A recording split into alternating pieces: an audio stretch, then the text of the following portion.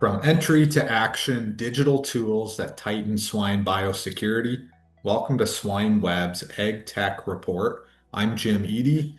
Today I'm joined by Rob Hannum from Farm Health Guardian, a platform focused on real-time biosecurity and movement monitoring.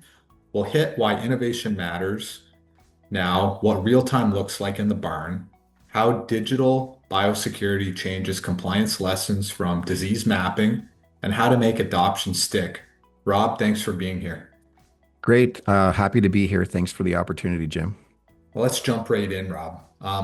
Why does biosecurity innovation matter more than ever in swine production right now? One word, disease.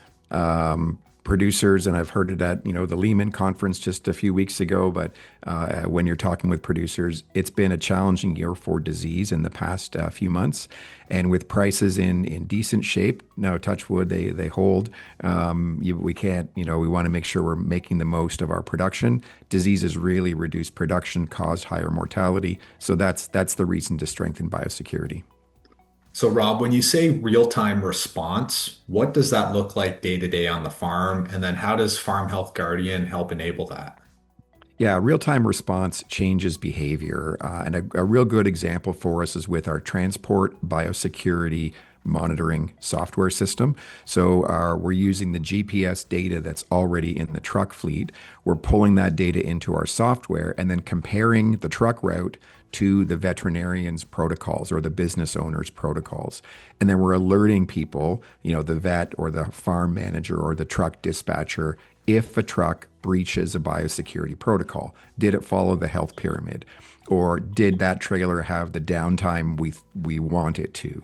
So that what we've really learned in the last 18 months is when you're providing that feedback in real time to that driver or to that dispatcher, things change. If it's after the fact or a couple of days later or next week, it's not as impactful. But if it happens in real time, it does change behavior. It really matters to be quick.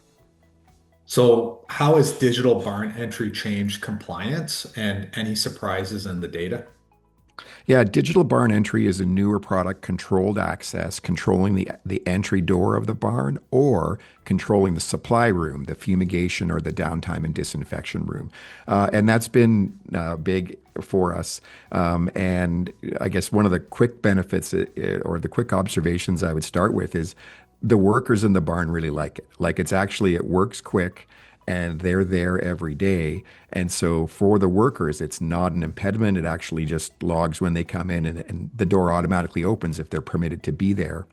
But then if there's visitors, like if I was coming to that site, I would need to be, pre-approved or I would need to, have, answered certain questions. So it's sort of helping those workers automatically protect the farm, questioning the people who have been visiting or traveling to other properties before they come in, but the workers who are there every day, it's quick and easy. So, when we talk about your customers, Rob, what have they taught you about disease mapping and movement, monitoring practical wins or pitfalls? Yeah, I guess the the the changes we've seen, especially in this year in 2025, is that customers are wanting to be more precise. We talk in ag tech about precision farming. Well, I think we're moving to precision biosecurity with different strains of PRRS, for example. We see vets and producers wanting to get really specific about, well, which strain of PRRS? It's not just PRRS anymore. And so that precision biosecurity is a real big trend that we see for those leading companies, those leading integrators and leading veterinarians that are thinking about the future and how to really get efficiency out of the system.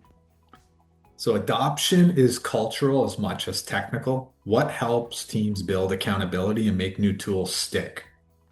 Um, so for farm workers, and I had the privilege of training a number of farm workers and onboarding them to our system. They were in the southern U.S. And I guess two things. One is like, why?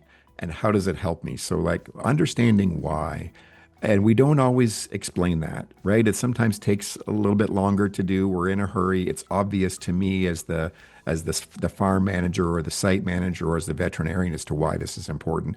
But ensuring every worker on the farm understands why we're adopting this new technology or why we're changing this protocol or this process to keep pigs healthy and how it reduces disease risk. Like understanding the why is the first part. And the second is linking it back to how that makes their job easier, right? And those two things together, that makes, things stick if you cover why and how it helps me. So I want to get one more piece of advice, Rob, as we're into the fall right now. If a producer does one more thing this quarter to tighten biosecurity, what should that be? I would just say check.